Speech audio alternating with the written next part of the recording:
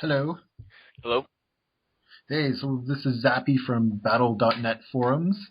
Of course, I'm Panera here. I understand you have some questions or observations to share.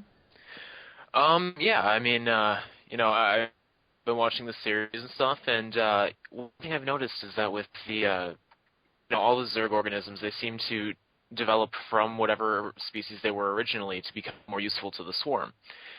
And what I was wondering is, why do they have so many different projectiles that they shoot? The Hydralisks got their little darts, and the Roach shoots acid. Heck, the Broodlord shoots other Zerg units. Hmm. Shouldn't there be some sort of standardization to make this simpler? Well, oftentimes in evolution, what you find is that you're sort of given the burdens of your ancestors. So, for example, if you look at our dentition, our teeth. You may or may not have wisdom teeth. I don't know. Obviously, that's not something that we need. It's something that actually can cause serious infections and issues, but it's something that we have been generously given by our ancestors that had a more prognathic or extended jaw. So sometimes you have those constraints, especially if you're going quite rapidly. And I would assume that different projectiles can do different things. Obviously, the roaches acid melts marines in a very pleasing way. The the hydralisk I say that because I have a bias. I'm sorry. Oh no, I, um, I know what you mean. I always love watching all the little marines squirm and wiggle and stuff. it's fantastic. The hydralisk grooved spine I've actually given some thought into. I'm not sure how the aerodynamics work for giving it a longer length, but I do know if you look at if you've got a cat handy, for example, their canine teeth actually have grooves in them, and this is actually so that blood has somewhere to go when they bite in. And it prevents any sort of suction from happening.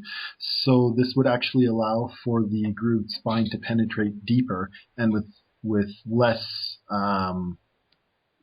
issue, I guess, Okay. getting into the or whatever. Yeah, so it really is just a matter of them being constrained by what they were before. Okay, so it's more based off of some sort of job that they're designed to do, or whatever animal they were created originally from, Yeah, rather than. there's a cost benefit involved where sure you could maybe make the roaches shoot hydralisk spines, but if the acid does the job, why would you spend all the resources screwing around with their genetics when you can just let it go? Okay. Yep. Um. Oh yeah. Okay. So the Broodlord. Actually, I kind of want to get on that. When it's all right. So obviously it's famous for shooting its little broodlings out. And I always wondered, like, how does it produce broodlings? I mean, they appear to shoot out of its back somehow and kind of hover near it. Is it some sort of like, are those miniature broodlords or something? What's going on there? I would suspect that, well, broodlings are present whenever you kill a building of a Zerg building. So I would imagine that there's some manner of internal maintenance that they're used for. So, like, say you shoot a hatchery with a marauder a couple times, perhaps the broodlord or the broodlings internally are aiding in that repair function, and maybe they have some other functions as well that we're not quite familiar with. Because I mean, who knows what's going on inside of a hatchery till maybe, hopefully, Heart of the Swarm. Um, and the Broodlord is, I know there's some scale issues with the game, but the Broodlord is listed as massive, and so I would imagine it is quite huge. So I think that there is a scale issue where it could potentially be the size of a battle cruiser, something like that. Okay. And as such, being so large, perhaps it actually does need to have some sort of internal, maybe they function as an immune system for them, or innate to the immune system. Maybe they Okay. help digest food. There's a whole lot of different things, and I think that it's something called an exaptation, where you're repurposing something that already exists for a different purpose. So, for example, an exaptation could be, you could think of our thumbs as an exaptation. We had the five fingers, and then we just made one of them opposable. So it was given a slightly different function in order to make our hand more functional. So it's similar to that. I'm not sure how the broodlings float. I'm not sure Okay. how it launches them. I mean, the animation on that, I'm going to have to take a closer look at. Yeah, it's very strange. I just kind of was going to skip over that because I mean, you notice sometimes the broodlings will like fly forwards and then they'll retreat back to the broodlord. I could never really figure that one out. Yeah, it's kind of and why if they're being manufactured internally, why when you kill a broodlord do broodlings not rain down? Okay. So then what you're saying is it would be possible for the broodlings to be kind of a worker organism among the Zerg? Yeah, Um, broodlings I would imagine are like a minor like in an ant colony. I harp on this a lot, especially in this cast. When you hear the full thing, you're gonna be like, "Oh my god, shut up about the ants." But the ants are great. They're super organisms, and I've been reading up a lot on them because they're some of my favorite organisms. The broodling can be thought of. The worker, let's say, is just a regular worker caste.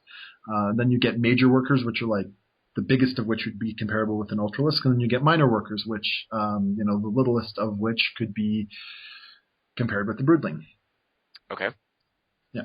So, all right. Okay, I think I get it now. It, yeah, so like if a command center has, people inside of it running around building SCVs or something, then a hatchery could have broodlings in it running around stimulating Yeah, larva well, production. presumably when you like it produce a hatchery will produce larvae at a given rate, Yes. and if you get that inject stimulus, which is probably a hormonal or nutrient stimulus from the queen that creates more, you can see the larva eggs, right? So the Yeah. larvae themselves come from eggs. So internally, presumably that process is going on because you never actually see the eggs unless you do the inject. The larvae just kind of appear, maybe they come out of those little tunnels or whatever. Uh, So presumably something has got to be tending these eggs, similar to like an ant colony.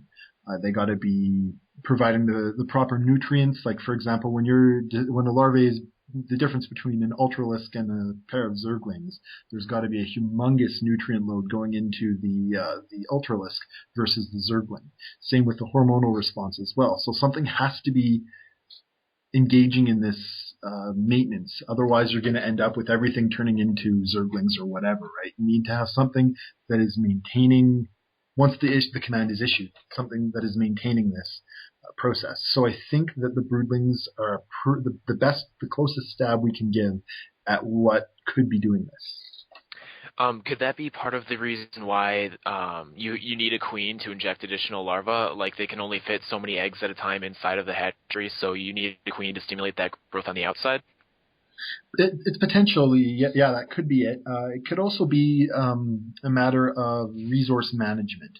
So, for example, the Zerg are very lowest common denominator as far as spending resources versus what they get out of it. They don't like to invest a whole lot into any one given unit unless that unit is going to be a real monster of a unit, like a Yeah. Ultralisk. So I think that it more comes down to the queen's ability to, well, her role is effectively managing a hatchery, right? Oh, So if she chooses not to inject, then she's choosing for the hatchery to maybe the hatchery is low on resources or something, and she's making that decision or being given the order to make that decision. I don't know the hierarchy specifically, but anyway, where she's able to more control the size of her broods and whatnot. okay. That's So, that's a hypothesis. I'm sorry, what was that? That was just a hypothesis, as there's not really much in the way of something analogous to a queen alive today. So All right, all right. No convenient ant to pick on yeah, here. exactly.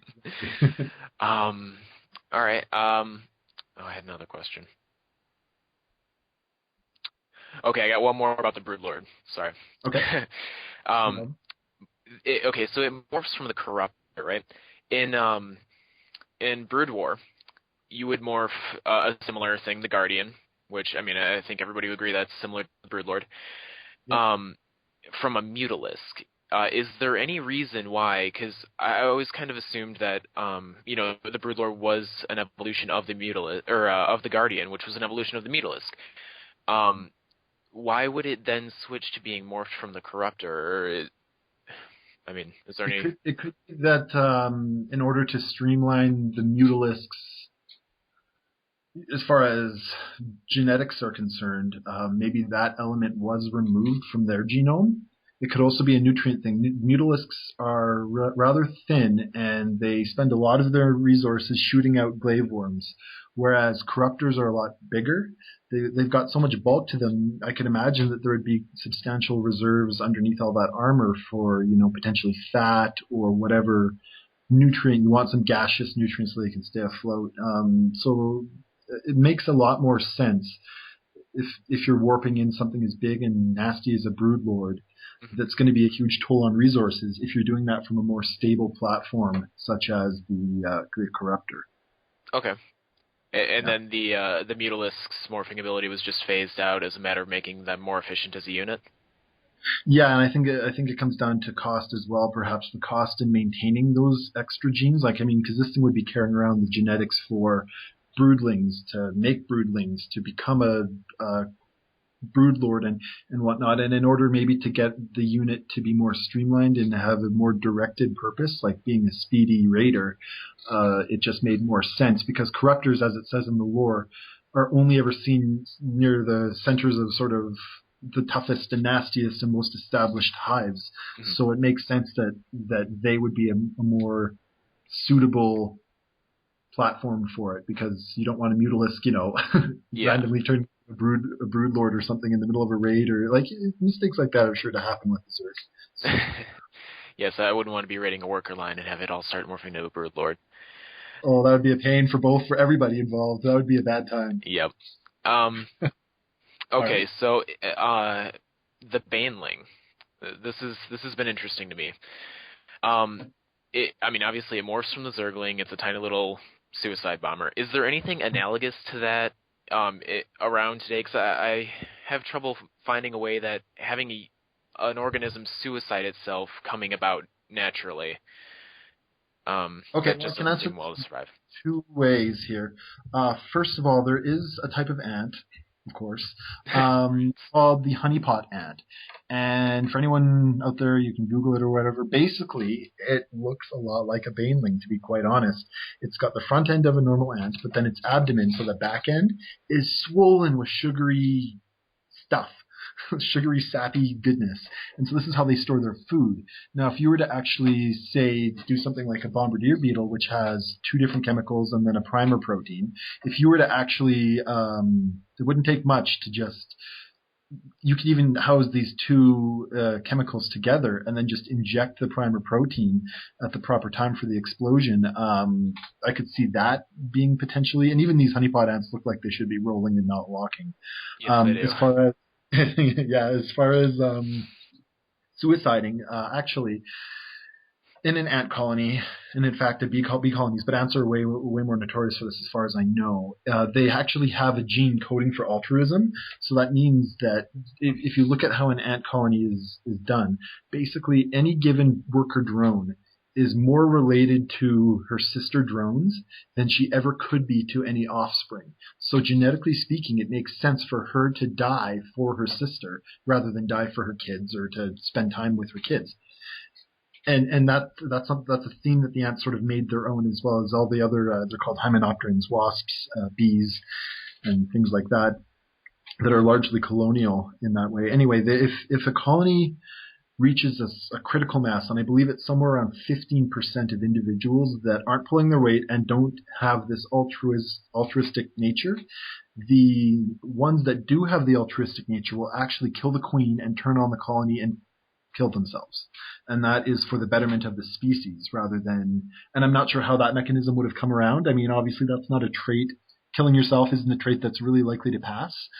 Especially if you make sure you do a damn good job of it before you kill off everything in the hive. Yes. So it's a bit of a mystery to me how that would happen, but just that there is the precedent for an animal that's willing to kill itself and to be swollen like that, especially in the ants. I mean, how convenient is that?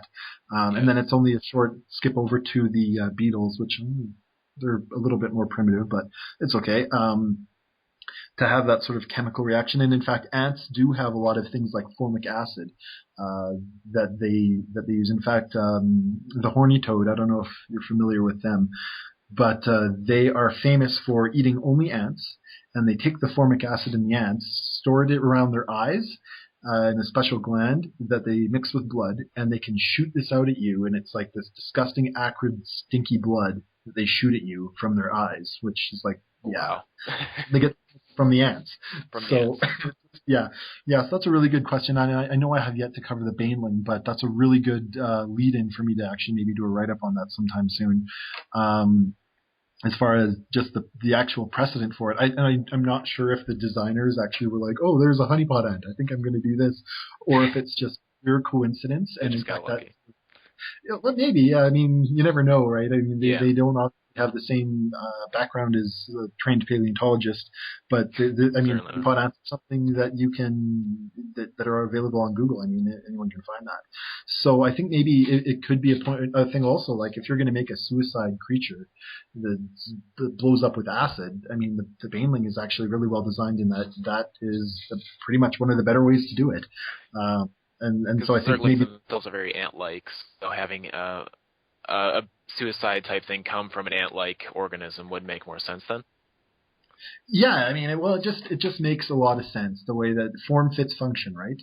Obviously, for storing a great amount of liquid in anywhere in the body, it makes sense to do it in the back end of the insectoid-like body. And I mean, I just think that really, if it is a coincidence, it's a really good example of convergent evolution, even though they're conceptually two different things. One's a game design, one's actual evolution, but the point still stands. Okay, well, while we're talking about the Zergling, um, Mm. when you get the speed upgrade for the Zergling, they grow wings on their backs. Yes. Is that purely just I mean, I can't think honestly any reason a completely ground-based organism would need to develop wings, but I don't know. You're the expert here. Well, tell that to the dinosaurs. Actually, with Oh the really? dinosaurs, yeah, the dinosaurs. In fact, they just recently in my province of Alberta found the ostrich mimics, ornithopods, ornithomimus. They found with feathers. They just announced it the other day. Some researchers in a museum that I've worked with before. Oh wow. Um, yeah, they found it, and so that means that many dinosaurs had feathers, but they're almost certainly originally for sexual display, which is something that Zerg doesn't really need to do because I don't think that they make reproductives. I think Yes. all the units are sterile, just like in an ant colony. Um, More ants. so yeah, poor ants. Well, yeah, they don't know what they're missing. They're kind of yeah. Anyway, the question was But about the wings specifically. So the wings serve two functions. If you look at the running animation, and I know they do this actually without the wings, but let's just play devil's advocate or Blizzard's advocate here and say, well, if you look at them running, there actually is instances where they leave the ground for maybe 4 or 5 hexes, okay, and so that's something that flying fish do is they speed along, and the reason why they jump out of the water is actually to gain a speed boost. cut down on Um, drag. yeah, it cuts down on drag temporarily, and it also does help to get away from the predator's snapping jaws. But considering that things like marlin are chasing them, those things go like 90 km. So yeah, they're pretty intense. But the main thing I think, and especially why it's called metabolic boost, is because if and here's a great example: dragonflies. They're great big gorgeous wings. They actually use in two different behaviors. One of which they just lay them flat, and they absorb all the heat they can. And another one is called obelisking, where they point their bum upwards and fold their wings in, and that creates a low profile so that they can cool off in the wind. So the wings are actually highly veinated, and they are, I believe, they're veinated as well. Well, they would have to be with the Zerg, and I think that they're being used primarily as a way to increase body temperature, which presumably allows them to operate at a higher level and Sustain a higher level of metabolism then. yeah, yeah. So they don't have to the basking process, assuming that they're cold blooded, isn't as much, or perhaps even if they do appear to be warm blooded. So it's probably just a temperature regulation thing as well. Okay. So that stands to reason. Maybe in the upcoming ice levels in the Storm campaign, they'll give us a favor and do something about that. I don't know. We'll see. We'll see what they have planned. I'm going to be really interested, and there'll be a lot coming out as soon as we get more info on that. So. Yeah, actually, speaking of Heart of the Swarm, I noticed that you could get an upgrade for the Zerglings where they'd be able to hop up and down cliffs, and that would make sense if they're, hovering for short periods of time while they're running along with those wings. That would be the logical next step then. that would help give them a little bit of thrust as well. One of the hypotheses for how birds are dinosaurs, but how birds started to fly there's two competing ones. One of them is ground up, where they would kind of run with their big veinated sexual feathers and big veiny sexual feathers. That sounds horrible.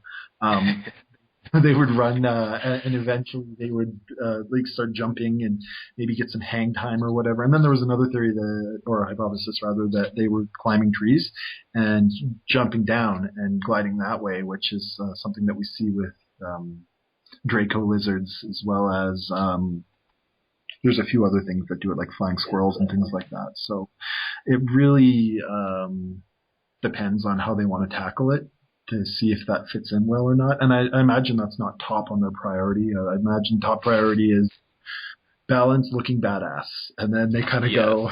Hence all the unnecessary spikes all over Zerg organisms. Yeah, I did like that one poster. I can't remember who it was that said that it could be cancerous. Really? Cancerous. Yeah, they said it could be cancerous growth because if you remember back to the roach entry. Yeah, it regenerates far too fast and makes various mistakes. The potential for cancer is significantly higher, and how it handles that is something completely different, of course, because apparently Zerg can live forever. So the self repair mechanism is probably pretty significant in a roach too, which would go well with something that's healing itself. But anyway, we're at about 20 minutes here, so all right. I'm cut this one off because right now we're at about an hour worth of time so far. So awesome. That should be good for the first sort of user interface, me coming away from my pedestal, I guess, and engaging people. So thank you very much for your questions. Oh, well, thanks for having me.